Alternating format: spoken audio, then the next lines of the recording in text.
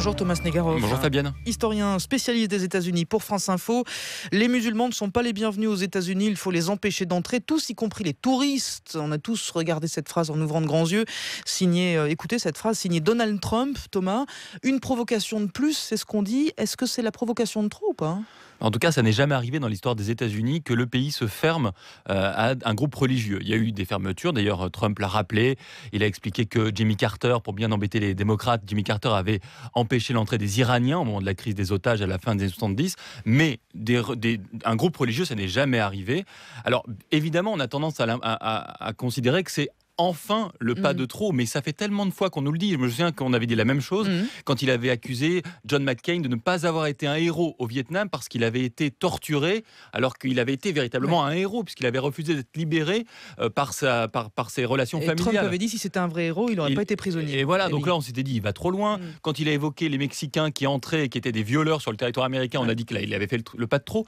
Et on le dit à chaque fois.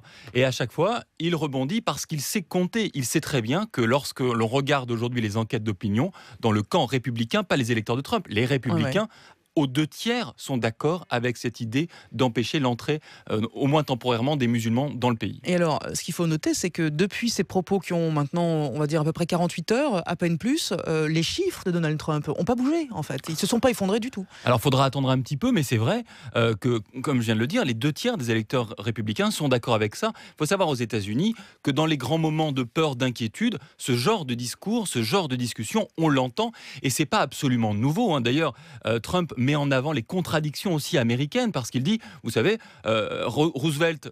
Franklin Roosevelt, le démocrate que vous adorez, vous, les démocrates et vous, tous les Américains, eh bien, pendant la Seconde Guerre mondiale, il avait interné les Japonais qui n'avaient rien fait à part d'être issus d'un pays hostile aux États-Unis. Donc, il est en train aujourd'hui de mettre l'histoire américaine un peu sans dessus-dessous, et ça marche aujourd'hui parce qu'il y a la peur véritablement d'attentats aux États-Unis. Alors, Trump, il a peur de rien, il a peur de personne, certainement pas de l'appareil républicain. En gros, il s'en fiche puisque l'argent, c'est le sien, en fait. Donc, il n'a pas besoin de l'appareil. En revanche, ce qu'on entend un petit peu depuis ses propos sur les musulmans, c'est que à Dubaï, où il est en train de construire un golf, des hôtels de luxe, on est en train de lui dire vous êtes gentil, mais ça va pas être possible, que ses produits sont en passe d'être boycottés, y compris effectivement dans ces pays de luxe. Est-ce que ça a du poids ou pas ?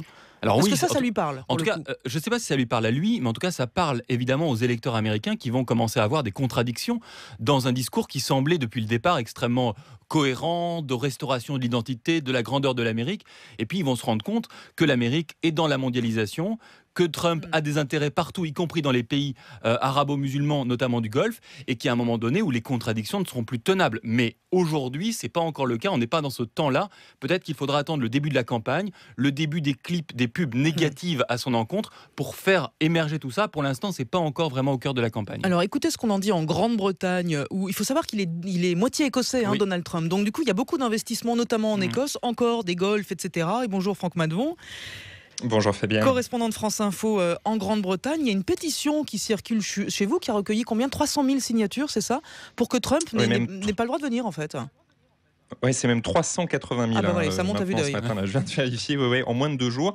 Un énorme succès, vraiment. La pétition est en ligne sur le site du Parlement. Et au-delà de 100 000 signatures ici, un débat peut être organisé à la Chambre des communes. C'est d'ailleurs souvent le cas. Et la proposition n'est pas absurde. Des individus ont déjà été interdits d'entrer au Royaume-Uni pour des discours jugés haineux. On peut citer Dieudonné, par exemple.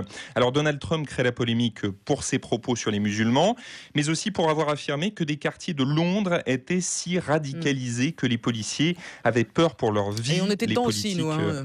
On était dedans aussi, nous, les quartiers parisiens. Oui, il y avait Paris qui était cité également. Et les politiques ici, lui, sont tous tombés dessus. David Cameron dénonce des remarques inutiles qui sèment la discorde. Il est très rare, vraiment, que Downing Street porte ainsi un jugement sur un candidat à la Maison-Blanche. Son ministre de l'économie, George Osborne, parle de stupidité.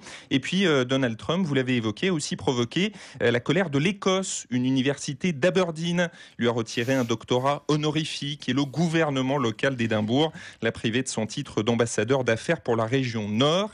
Même J.K. Rowling, l'auteur d'Harry Potter, a donné son avis sur Trump. Vous connaissez Fabienne, Voldemort, le vilain sorcier de la saga. Eh bien, a-t-elle écrit sur Twitter, il est loin d'être aussi méchant. Voilà, ils sont pas coiffés pareil aussi. Merci beaucoup Franck Madevon et Thomas Negaroff. Juste en un mot, ils s'en fichent, non, de ça ou pas ? Donald Trump. Je ne sais pas s'il s'en fiche, mais en tout cas, ce qu'il est en train de dire aux Républicains, c'est que s'il commence à être trop agacé par le parti, il ira seul dans un troisième parti, un third party, alors qu'il avait promis qu'il ne le ferait pas.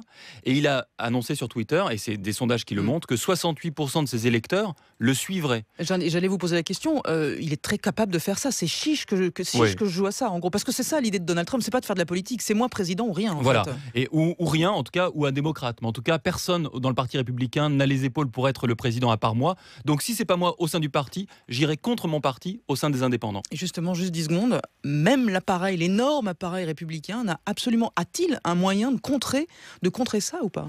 Jusqu'à présent, ça existait, les antisystèmes, il y a l'argent. Ouais. Là, il n'y a pas l'argent. Non, ils étaient sûrs depuis le départ qu'il allait s'effondrer. Et là, ils commencent à se dire, mais on va perdre aussi le Congrès. Parce que les élections au Sénat et à la Chambre des représentants vont nous coûter cher. Les propos en ce moment de Trump sont suicidaires. On considère même qu'il est en train de faire la campagne d'Hillary Clinton.